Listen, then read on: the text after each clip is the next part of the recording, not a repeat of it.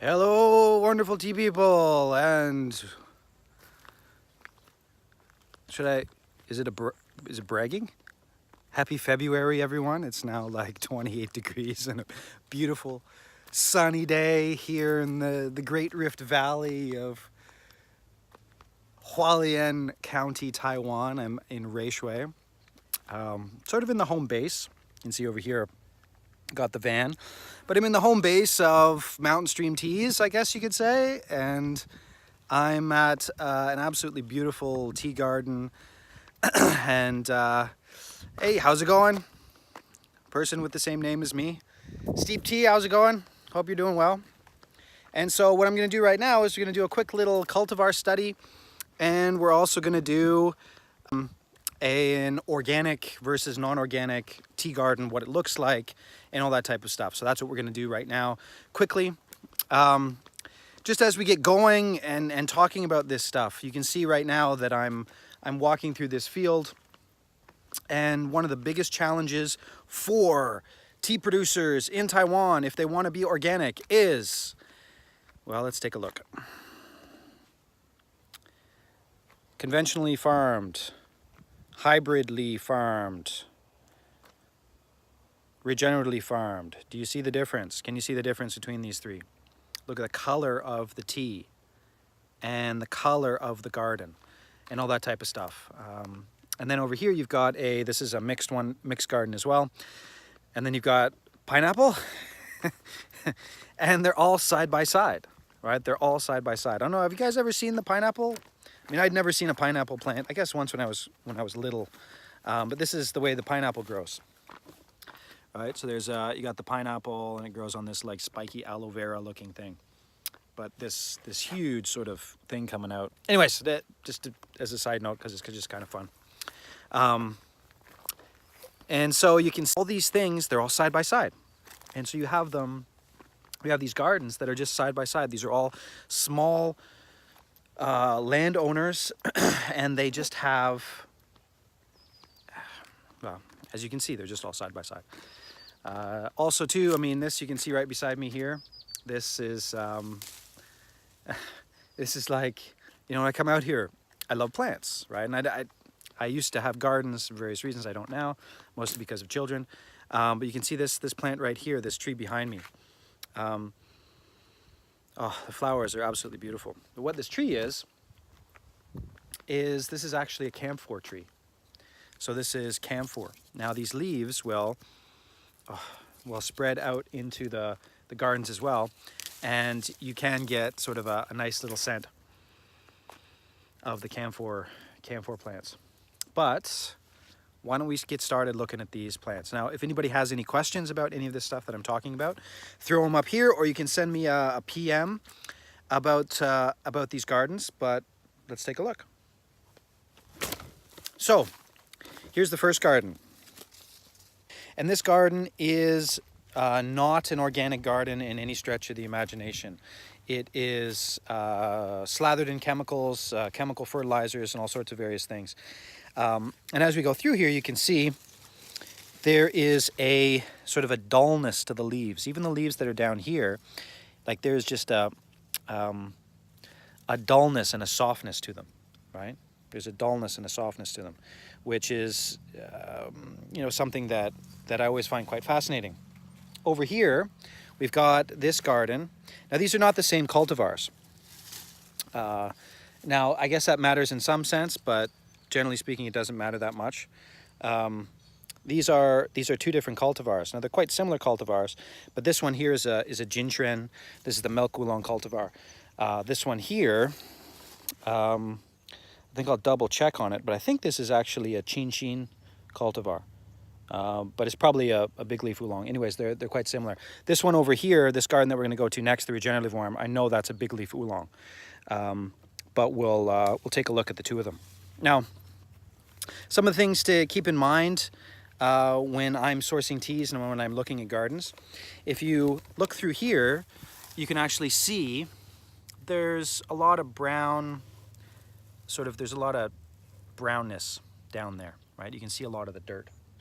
And there's also not a lot of, there's some plants, but there's not too many of them. down there. This guy here is a regenerative, or sorry, not a regenerative, but it's a sort of a mix. They do spray some chemicals on it. And you can see here, it's sort of, you got the same sort of situation going on. But in the leaves, or sorry, in the branches, you're getting a little bit more of moss and things like that. So you're getting sort of moss, things like that throughout the tea trees. Here, this one here, you're not going to get very much moss. You might get some, but basically the tea leaves, the tea bushes themselves are just going to be empty of sort of the moss, things like that. Now, what we're looking at here as well, you can see this one kind of looks a little more dead in the sense that there's not very much going on. There's not a lot of new growth. Now, why that is because they've come through here and they've buzzed the tops of this off. And the reason they've done that is because they want this. So they want this new growth to come out. Right now, we're in the middle of the winter, right? So this is the middle of the winter, if you can believe it. And so this is the middle of the winter. And so these trees are technically dormant. Now, this guy here, because it's got a ton of fertilizer all over it, you can see that there are some springtime buds coming out. Coming out on this guy right here. Whereas this one here doesn't really have any springtime buds yet because it's not chemical fertilized, right? It's not chemically fertilized. So that's these two tea gardens right here. Now let's go walk over to this one over here. You can see that green patch over there. Let's go look at the regeneratively farmed one and sort of see the difference or these three gardens. Because these gardens really are very different. Here's something that's, so this garden, it's not regeneratively farmed, but they do use fertilizers, but this is an organic fertilizer. So you can see this fertilizer here, that's an organic fertilizer. So it's not a chemical fertilizer. But they are using fertilizers on this right now because they're getting ready for the spring pick. Spring pick tea is coming very, very soon. But let's take a look here. I mean, look at that. Look at the difference, right? So this, I don't know if you can imagine that, but that is a tea garden, right? This is a tea garden. This is a regeneratively farmed tea garden. This is where we get honey fragrance black teas. This is where we get honey black oolong. The big leaf green tea is coming from this garden over here. Trying to think what else is from here. That's about it. From this garden, and gardens quite like it. But this is how you get a regeneratively farmed garden. So if we just take a look, I've got flip-flops on, so I don't want to get too far in there. Oh, what was that? Hopefully the snakes are still asleep. Anyways, so here we've got, coming up through here, we've got a bunch of different plants. If we look in here, down below, you've got 3 or 4 different kinds of plants in there. There's a place for rodents to live. You can see it's just lush, beautiful inside here. And here's the sort of the rootstock, the stems of the tea garden right here. Right, and there's just stuff going on. There's spiders. There's all sorts of stuff going on in here. And what they'll do, now obviously they don't leave this like this the whole time. What they're going to do is, in a little bit of time, they're going to come through here and they're just going to pick off, they're going to come through, they're going to buzz this in between the rows. They'll come with a weed whacker, buzz in between the weed whacker. And then they'll come and they'll pull the weeds out of here to get ready for the springtime. But that's not quite yet. That'll be in a little bit of time. But it's kind of strange, right? Because places like this, there's more and more of them. But there's more and more places like this. And places like these two gardens, they're having to double down. So they're having to use more chemicals. They're having to use more chemical fertilizers, pesticides, herbicides, things like that. These guys are doubling down. Whereas these guys over here, they're just sort of, the demand for their teas are growing a lot. Because especially teas in this area, it tastes so much better. It tastes so much better to have these types of teas. Now, so we looked at these two different tea gardens back here, right? So we looked at what they actually looked like, what the sort of the spring growth looks like right now. So there's a tea garden over there, the first one that's conventionally farmed, then this one sort of in the middle, and then this one right here, which is the regeneratively farmed one. Now let's take a look at the buds, because the buds are really quite beautiful when you see the difference. So here, see, I got to get in the shade a bit so I can see. So here are the buds that are coming up. Now look at that, isn't that? So here's one of these buds, and you can see it's already been bitten. So it's been bitten. Now what makes, it's been chewed on, chomped on. Isn't that funny? What makes the honey fragrance teas, honey fragrancy, is the bug bites. And not this type of bug bite, actually. This is like, this has just been chomped on by, it looks like a caterpillar.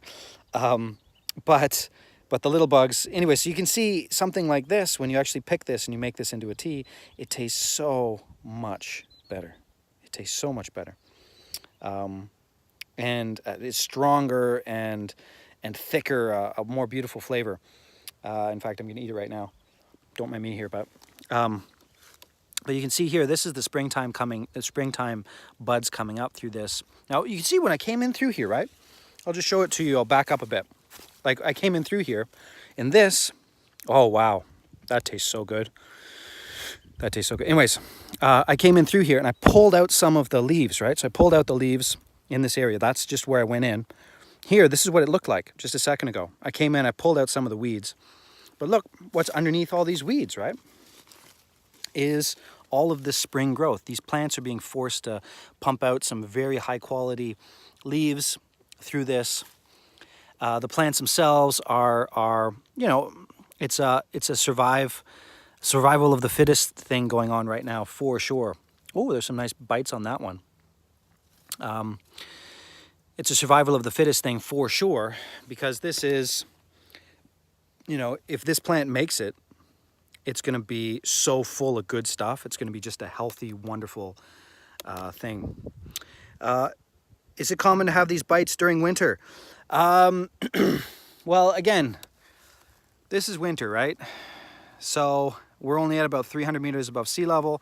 This area is not a high mountain area. In the high mountains, no, it is very, very, very uncommon to have any type of bug bite in the winter times. But here, it's 25 degrees, sunny. I mean, it's February. You know, my birthday's in February. It's like next week. And usually I'm used to, when I was growing up, my birthday was horrible. Because everybody was tired and it was cold and there was no sun. But here, I mean, it's just absolutely amazingly beautiful, right? So, no, it's not uncommon to have bug bites in the wintertime. Now, some years there's more than other years, but the bugs will bite these plants. Now, I've been out here a couple times this winter, and what is the case for this winter is that there's not as many bugs as usual for the winter, but actually, no, I shouldn't say that. It's about normal for the wintertime, because they pick some of the teas that they pick, they'll make into a green tea, but they don't make a lot of honey fragrance black teas in the wintertime. But you can see here, there's definitely some bug bites. Let's see if I can find a green leafhopper in here somewhere. It's a little tougher when you're in a regenerative farm to find the green leafhopper, because they're so happy. But anyways, they're sort of they like the warmer weather anyways, so I probably won't be able to find the green leafhopper. But I've talked about it before, in the sense that the green leafhopper, those wonderful little fellows, I lost my train of thought. Anyways, the green leafhoppers, when the warmer weather, it's a little bit wet, humid, that's when they come out and bite the most. But yeah, so this is used to be a very, very, very normal type of, all right? So this used to be what most of the tea gardens in Taiwan were like up until the 1980s. 1980s, they started moving up into those mountains behind me, higher and higher and higher up. Not this specific mountain, but mountains that sort of look like that in other places. They're too steep here. And And so they grew the tea further and further up the mountains. But this garden where I am right now, this was planted, you say, probably in the 1970s. Not that all these plants are from the 1970s, but that's when they sort of started the tea agriculture in this area. And this is what it's normally been like. So right now I'm getting all of these aged oolongs on the site, and they're mostly from gardens like this that were picked quite a long time ago. But let's just take another look at this garden. Right, this is a mountain stream tea garden. This is where I get tea from, this garden all the time. But just take a look. Like, how many different kinds of flowers do you see right there? Right, there's 1, 2, 3 different kinds of flowers. There's a couple different kinds of vines. You can see the bees. You know, the bees are coming through, the bees are around.